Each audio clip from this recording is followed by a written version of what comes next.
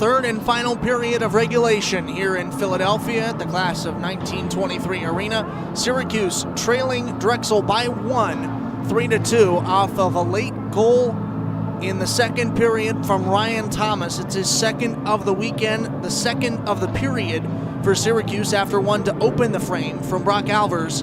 And that is where we sit, a 1-goal lead for the Dragons here as we get ready for the third and final period. Finta in the net to our left for Syracuse, and Drexel countering with Nocerino into the right. Nocerino has now given up 9 goals on the weekend, 7 yesterday, 2 today. Finta now at 5 between 2 yesterday when he came in relief of Angelino, and then the 3 today. Both goaltenders getting plenty of work over these 2 games in a crucial ESCHL series. Face-off won by Drexel, immediately put down towards the Syracuse end, where it's taken over by Matt Harris. Syracuse in a great position to clear, but Harris was right there at the right point to keep it alive for the Dragons on the attack. And now finally Syracuse will clear the zone. Here comes Brendan Duffy over to his right, up the half wall towards Jack Wren.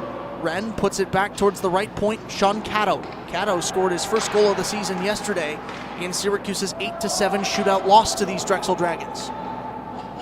Drexel able to clear the zone. Cato will come and pick it up in his own end of the ice. Carter Rugg up the wall, moves it over in front of his bench on the left side to Jack Wren, who enters the zone. A minute gone in this third period. 3-2, Syracuse trailing Drexel. The Dragons trying to clear. Chesner keeping it alive on the attack for Syracuse. Duffy from the slot off the feet from Chesner, moves it back behind the goal, but no orange there as they were trying to clear it out and make a change. A big hit from Duffy as he heads over to the bench to get some rest time. Drexel with it now in their attacking zone, but Duffy still having fun after leveling a massive hit in front of the Syracuse reserves. He was late to get off the ice and get that 5th skater out on for Syracuse. But now the Orange come away with it with 18.5 minutes to play in the third period, trailing by 1. A long pass intended for Cade Cook goes off onto the stick of Nocerino in the net, who then puts it onto the friendly twig of Benjamin Burkhan. Burkhan then feeds it over towards William Mikolas. Changes made for Drexel as they dump and make a shift. 18 minutes to play, period number 3. Syracuse trailing 3-2 to Drexel. In his own zone, Evan Mudrick handles for the Dragons before they're forced to move it back behind their netminder in order to clear the zone, which they do. Over their own blue line, now towards the center red, where it's picked off by Syracuse and Sam Hutchinson. Hutchinson dumps it in and then goes chasing. Not a lot of speed on him as there were 3 Dragons there. He knew he couldn't beat them to it in the corner. Instead, the Dragons wrap it around to avoid Hutchinson. They fall right into the trap of Albers, who's waiting in the right slot. Thomas turns in one from the slot. The rebound picked up by Hutchinson, almost poked home. And as the Dragons tried to clear, Thomas takes a dive at the blue line, trying to keep the puck alive on the right side of the blue line. He does not. And Drexel coming away with a huge opportunity, a big-time stop to rob Syracuse of a goal in front. Another centering feed from Albers comes through. Can't put it home on the far side. He was looking to get that one over to either Skolnick or Alicia. Both were in great position to play it on the far side of the ice. 16:50 to play in the third period. Syracuse down 1 to Drexel. Ryan Thomas scored a goal late in the second period. The final 20 seconds of the second period, to be more specific. He's out there on the ice defensively, as is Sean Cato. Thomas over to Cato in the Syracuse end. Now back from Cato to Thomas.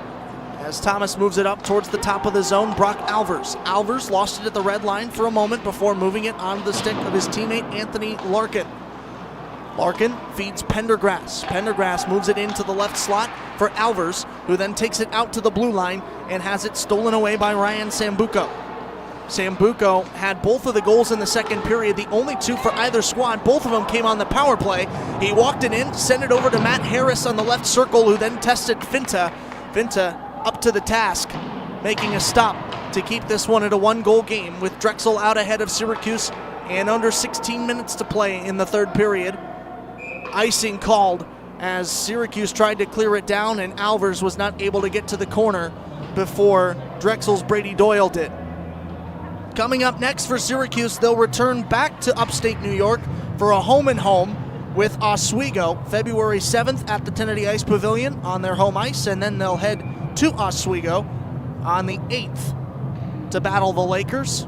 Take a look at Drexel's upcoming schedule here in just a moment and talk more about this ESCHL playoff race that is heating up as we get into the final 3 weekends of this regular season. Drexel in their attacking zone, now working out to the slot. Jimmy Jacobs puts one high. The rebound off the glass right in front of the crease. Finta able to make a stop off a rebound that was dangerous. 3 gold sweaters from Drexel were right there in front of him, threatening to poke it home, but all of them warded off by the Orange defense. Carter Rugg with it now in his defensive end, trying to clear the blue line. He does. Moves it up the left half wall towards Pendergrass, who dumps and changes. Fresh legs out on the ice for Syracuse as Drexel moves it up through the neutral zone. Too long as he was looking to feed it over to Anton Kozitsky. In transition, here comes Syracuse. Connor Chesner putting on the Jets, moving in towards Nasarino, who hugs the right post and makes a save.